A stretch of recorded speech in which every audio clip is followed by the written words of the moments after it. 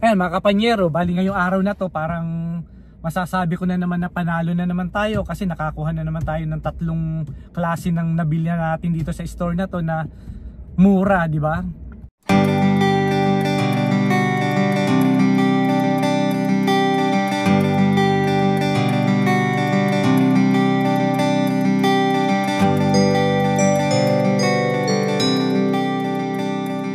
Ngayon mga kapanyero, pupunta nga pala tayo rito sa isang tindahan. Dito ako bumibili ng mga gamit sa farm. Bali ito, hindi ito mga bago, mga second hand din to.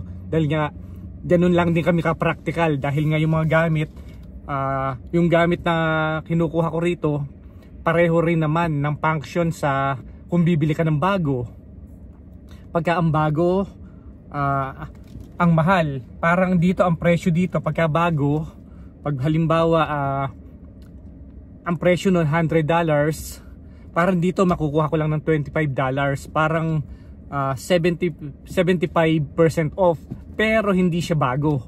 Pero ganun din naman ang function niya, kumbaga ganun pa rin yung tibay niya, kasi nga ganito yung mga puti kasi dito bibili. Tapos hindi, pagka natapos na nila yung project nila, kaysa nakatambak, minsan i-donate nila dito sa lugar na to, sa tindahan na to. Ngayon itong tindahan na to, ibinebenta ngayon ng mura, kaysa naman itapon nila or sunugin na. Pagka ayos pa, ibinebenta na nila ng mura. Ngayon tayo mga practical lang na hindi naman natin kailangan ng bago, ang kailangan lang naman natin is yung mga gamit na magagamit natin ng maayos pa, dito lang talaga ako kumukuha. Tawag namin dito yung mga second hand store.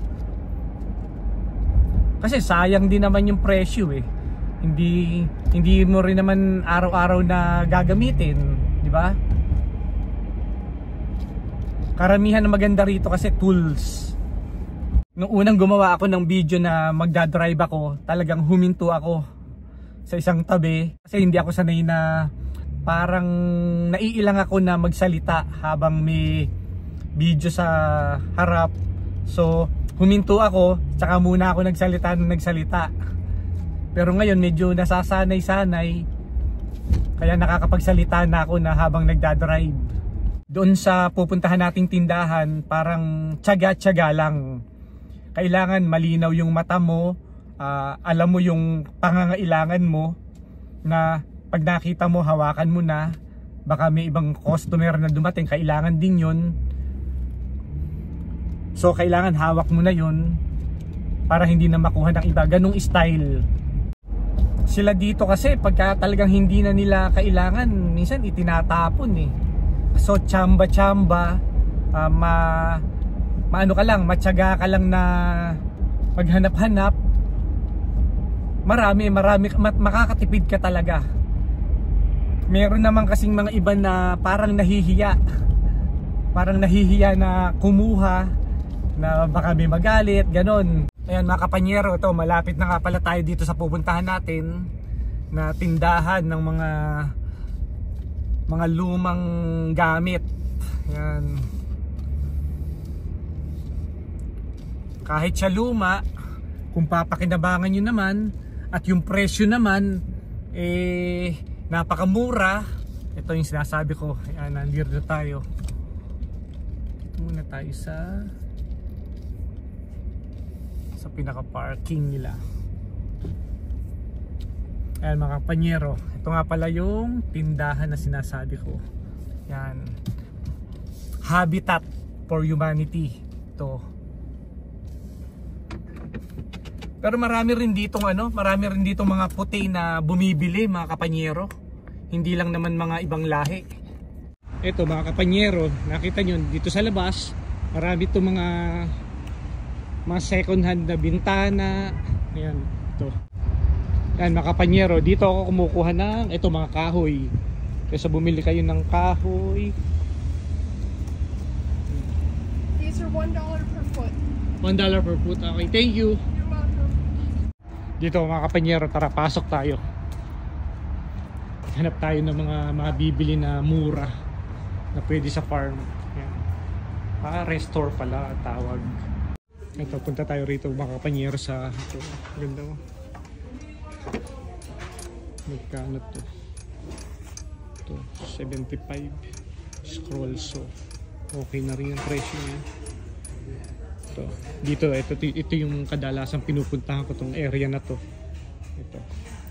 Yan sa mga tools. Ito, ang dami mga tools dito. Itetest muna nila bago nila i-display dito. Pagka sira, talagang itatapon na nila, pero pagka hindi pa, nilalagay nila rito. Pero bago mo naman bilhin, pwede mo namang i-test muna.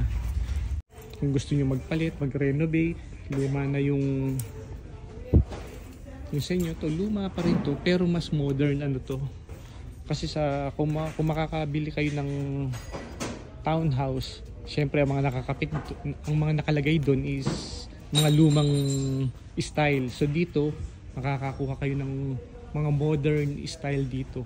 Mas moderno to kaysa sa mga luma. Ayan, tingnan nyo. Yan mga kapanyero. Kita nyo ang presyo, 40.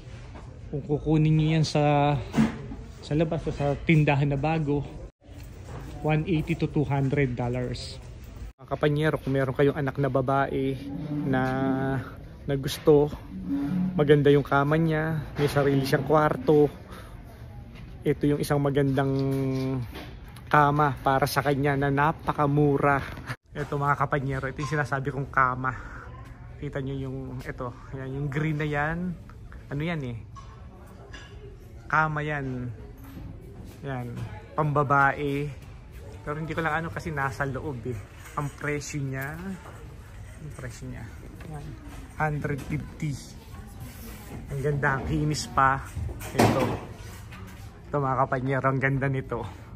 Sayang to, para sa pangbabae na anak nyo, kung meron, dito tayo sa likod. Ito, hindi ko makita. Yan,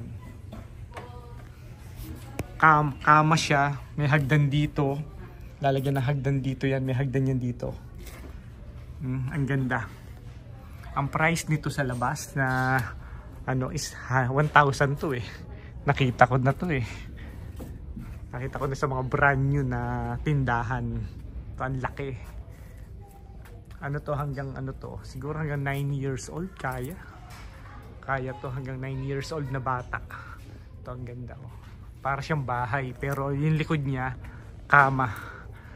Yan, nandito lang, nasa loob lang kasi, kaya hindi makita ng buo, pero ang ganda niya. Ang price niya is 150 lang. Medyo may konting ganyan, pero konting pintura. Ang pintura nito na pang spray, para nasa $8 yata. Makakakuha ka ng 3 kulay o $30.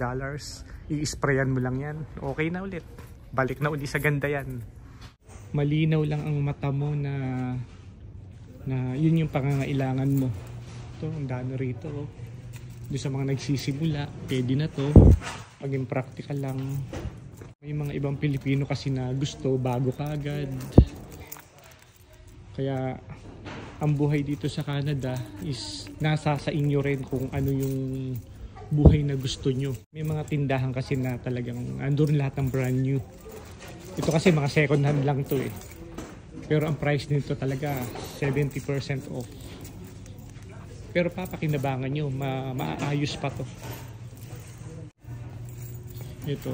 Ito naman yung sinasabi ko na makakakuha rin kayo rito ng mga pang-renovate na sa bahay. Kung kukuha rin kayo ng townhouse, dito rin ako kumukuha ng mga murang tiles na ikinabit ko. Dito lang din ako kumuha. Yan. Bali ito mga kapanyero, itong mga to, ito yung mga sumobra ng mga kontraktor ng mga gumagawa ng bahay. Pagka may sumobra silang mga tiles, dito nila dinadala. Ayan mga kapanyero, may natagpuan na naman tayong isa rito na kakailanganin natin sa farm natin. So papakita ko nga pala sa inyo. Ito ang isa sa mga hinahanap ko. Ito yung hitch para makahila tayo ng trailer. Meron tayong ganito sa truck pero hindi hindi size, bali nang hihiram lang din ako nito nung mga una. Bali ito, kita nyo, tumingin ako nito sa labas, ang price nito $39. Itong bakal na to, panghila ng trailer. Pero ang price dito, kung makikita natin, tingnan nyo ang price, $5 lang. So ito yung mga sinasabi ko sa inyo na chamba-chamba, makakakuha tayo. Hawakan na, kuhanin na natin to. Laki mga katipiran, samantalang pareho lang naman ng function, pareho lang, meron lang tong konting gas-gas. So ito kukunin na natin mga kapanyeros. Malaking katipiran na to na makatipid ka ng $30. Ganun lang, marami rito na maging practical ka lang rito. Kaya nga mga kapanyero, inuulit ko lang sa mga unang sinabi ko sa mga unang vlog ko na kung practical lang kayo, kung hindi kayo maselan, magsimula lang muna sa mababa hanggang pataas ng pataas. Ganun ang ginawa namin. Tapos kapag halimbawa kumuha kayo ng mga second hand lang muna ng gamit, siguro naman magamit nyo yun ng 3 years. Nakaposisyon na kayo, nakakuha na kayo ng magandang trabaho. Isa-isa, palitan nyo na. Tapon nyo na. At least, pa isa-isa, makakuha na kayo ng bago hanggang sa paunti-unti, hanggang makabuelo kayo. Ang importante rito mga kapanyero sa Canada, wala kayong utang. Pagka kasi naunahan kayo ng utang, ang hirap. Ang hirap makaposisyon, ang hirap makabuelo. Kasi iisipin nyo, yung utang nyo, interest ng interest, nanganak yung interest niya, hindi kayo makabuelo. Pero kung kayo magsisimula talaga sa mababa, ang sarap mabuhay dito. Ganun lang ang ginawa namin mga kapanyero. Kaya sa loob ng 11 taon namin dito, napalitan na namin yung mga bagay na binili namin noon na second hand lang. Lahat bago na lahat yan. Hindi na pero nung unang 5 taon namin talaga, mga luma ang namin, ang gamit namin. Ang pinakamalaki lang naming utang ngayon is yung bagong sasakyan na ginagamit ko, na yung blue, yung truck na, yun lang ang malaking utang namin.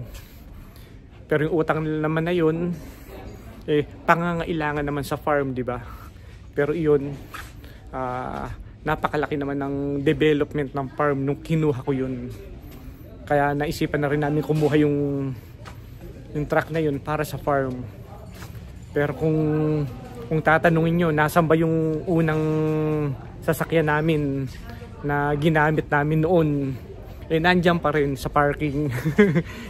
Ipapakita ko rin sa inyo yun kasi yung anak ko na ang gumagamit nun ngayon. Sa kanya na nakapangalan, sa kanya na lahat yun. Inilipat na namin yung pangalan sa kanya. Ganun na ginawa namin. Ayan mga kapanyero, meron na naman tayong nakita na medyo dapat malinaw talaga ang mata mo. Nakakita tayo rito ng ito. Yan. Kung maitatanong nyo kung ano to, ito yung talim ng isang tools natin sa bahay. Ito yung panlagari nga pala to. Itong tools na to. Talim, ito yung pinakatalim niya. So nakita ko to noon bumili ako ng bago nito is $20. So ito nakakita ko bagong bago, wala pa, nakasealed pa siya. Ang price lang niya ay ano ba? $5 ulit. So nakatipid na naman tayo mga kapanyero. Ito kaya nga dapat ikot-ikot, tingin-tingin talaga. Ito nakita ko to sa ibang lugar, sa ibang location. Siguro meron kumuha na nito tapos nagdalawang isip na bilhin. So inilagay na lang, iniwan na lang kung saan, parang ganun eh. Kasi sa ibang lugar ko to nakuha. So ito nakita ko nga, kunin na natin, sayang to, $5 lang. So nakatipid na naman tayo. Ganun lang ang ginagawa ko rito. Iniipon ko yung mga gamit na kailangan na makukuha ko rito. Pagdating kasi ng summer, yan, gawaan na naman, masaya na naman, gagalaw na naman tayo sa farm. Kailangan natin ng mga gamit. So nakakita ako ngayon dito ng hitch na ito yung saktong kasukat. So bago tayo umalis, i-try muna natin na kung siguradong sukat na sukat talaga dito sa ginagamit nating truck. para sigurado, kasi meron ditong pwedeng isoli pa to kapag ka hindi siya sukat, hindi ka satisfy sa binili mo, pwede mo pa siyang isoli dahil may resibo naman. So isukat natin, tignan natin kung talagang sakto. Ayan mga kapanyero, yan, katipid na naman tayo. Ayan, sa pagkakapunta natin dito may pagkapanalo na naman dahil lang dito sa isang to. Ayan mga kapanyero, kasi nga iba-iba tayo ng opinion, na iba-iba tayo ng gusto na sa buhay. Itong ganitong klase kasi na way na ginagawa namin, sinishare ko lang ito sa mga kababayan natin na padating na rito o gustong magsimula sa Canada. Dahil nga ito, ibine-base ko lang ito, uulitin ko lang to, ibine-base ko lang ito sa naging experience namin, sa naging buhay namin sa loob ng 11 taon namin dito sa Canada. Kaya nga itong mga ganitong klase baka makatulong sa inyo na pangsimula nyo sa Canada. Hindi ko pinanghihimasukan yung opinion ng iba na ang gusto nila brand new kagad, di ba? Nasa sa inyo yan. Kaya uulitin ko lang ito, sinabi ko na rin ito sa ibang video ko, na ang pagpunta natin sa Canada ay nasa tao rin, nasa inyo rin, kung paano kayo magsisimula, kung paano nyo tatahakin yung landas nyo na mamuhay dito sa Canada. Kung sa tingin nyo po mga kapanyero, makakatulong itong video na to, makakatulong ako sa inyo para makapagsimula dito sa Canada, maraming salamat. Yung opinion ng iba, yun lang po yung gusto kong iklaro, na may mga iba-iba tayong opinion. Ang sa akin lang po masabi ko sa inyo kung ano po ba talaga ang totoong sitwasyon namin dito sa Canada. Mula nung dumating kami rito hanggang sa ngayon, ganito pa rin yung ginagawa ko. Kumukuha lang po ako ng gamit sa mga recycle na tindahan, na tulad po nitong pinuntahan natin, na may nakuha naman. Nakita nyo naman yung presyo, pinakita ko yung presyo. Kaya po uuwi na tayo. At least may natipid na naman po tayo ngayong araw na to. Kaya po mga kapanyero, maraming salamat po. Hanggang sa muli.